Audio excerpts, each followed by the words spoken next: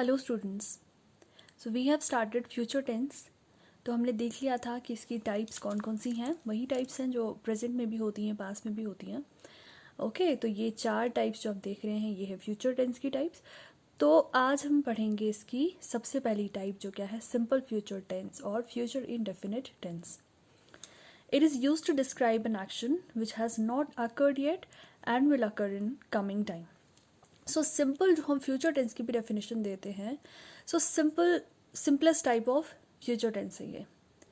Okay, ऐसा action जो अभी नहीं हुआ है और कमिंग टाइम में होने वाला है, आने वाले टाइम में होने वाला है, हो सकता है और होने वाला है। ठीक है, तो वैसे एक्शंस इसमें आते हैं।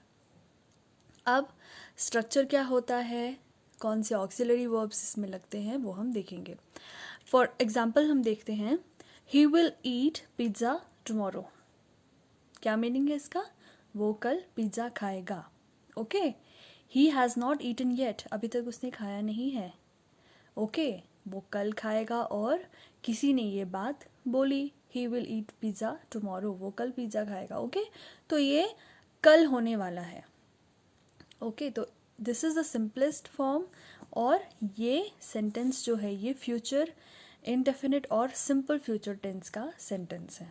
ठीक है, फर्दर देखते हैं इसमें क्या स्ट्रक्चर है इसका। सो हम देखेंगे पॉजिटिव फॉर्म कैसी होती है इसकी। सबसे पहले आएगा सब्जेक्ट, उसके बाद आएगा ऑक्सिलरी वर्ब। अब ऑक्सिलरी वर्ब मैंने यहीं पे लिख लिया है कौन कौन से इसमें लगते हैं, विल और शैल, जैसे आपने पीछे सेंटेंस में भी देखा, ही विल ईट पिज़्ज़ा टुमारो। ठीक है, विल लिखा था ना उसमें। सो ऑक्सिलरी वर्ब क्या लगता है, विल या शैल। तो पीछे विल लगा था लेकिन इन सेंटेंसेस में शैल भी लगता है। अब वो देखेंगे हम आगे जाके कि विल कहाँ लगता है और शैल कहाँ लगता है। उसके बाद आती है first form of verb. Okay, and then object. Examples देखेंगे, यू विल लर्न टाइपिंग, आप टाइपिंग सीखोगे। Okay, I shall buy a bike tomorrow, तो विल का भी सेंटेंस है और शैल का भी सेंटेंस है। मैं कल एक बाइक खरीदूंगा। ओके, अब ये सेंटेंसेस तो आपने देख लिए। डिफरेंस आपको थोड़ा बहुत दिख गया होगा कि ऊपर तो विल लगा है, नीचे शैल लगा है। ओके, हम देखेंगे कि ये विल कहाँ लगता है और शैल कहाँ लगता है।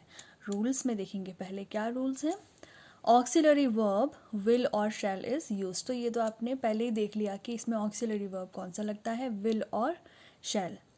दूसरा क्या है इसमें, first form of verb is used as main verb, तो मेन वर्ब जो इसमें है वो कौन सी फॉर्म ऑफ वर्ब आती है।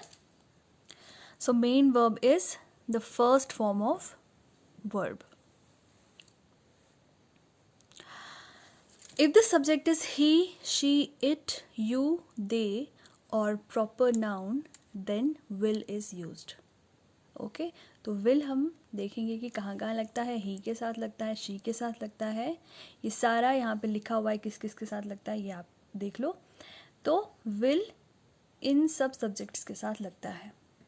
ओके, अब देखेंगे shall कहाँ लगता है।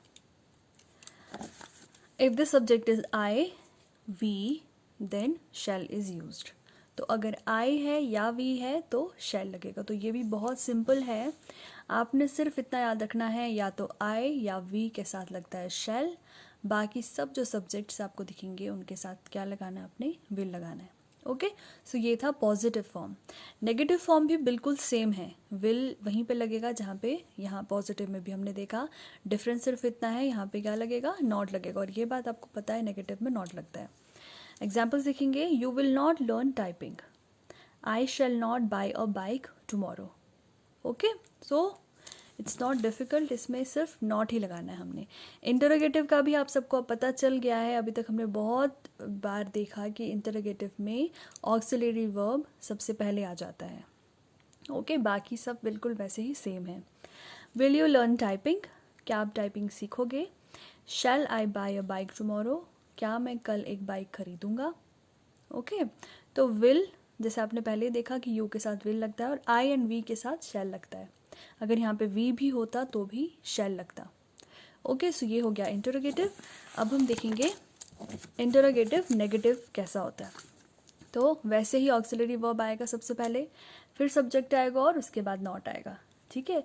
तो विल नॉट एक साथ नहीं लगता है, विल के बाद पहले सब्जेक्ट आएगा उसके बाद नॉट लगता है, ओके। उसके बाद आगे वैसे ही first form of verb, verb में कोई चेंज नहीं आएगा, ठीक है। बाकी विल और शैल में भी कोई चेंज नहीं आएगा, सिर्फ नॉट कहाँ लगाना है ये हमने देखना है, ऑक्सिलरी वर्ब कहाँ जाएगा वो हमने देखना है। Will you not learn typing, क्या आप टाइपिंग नहीं सीखोगे। Shall I not buy a bike tomorrow, okay. So बहुत सिंपल है, विल और शैल का आपने देखना है कहाँ किस किस के साथ लगता है, कौन से सब्जेक्ट्स के साथ लगता है। और इंटरोगेटिव नेगेटिव में आपने ये याद रखना है कि विल के साथ डायरेक्टली नॉट नहीं लगता, बीच में सब्जेक्ट आता है उसके बाद फिर नॉट लगता है, ओके। तो कल हम पढ़ेंगे फ्यूचर कॉन्टिन्यूअस टेंस।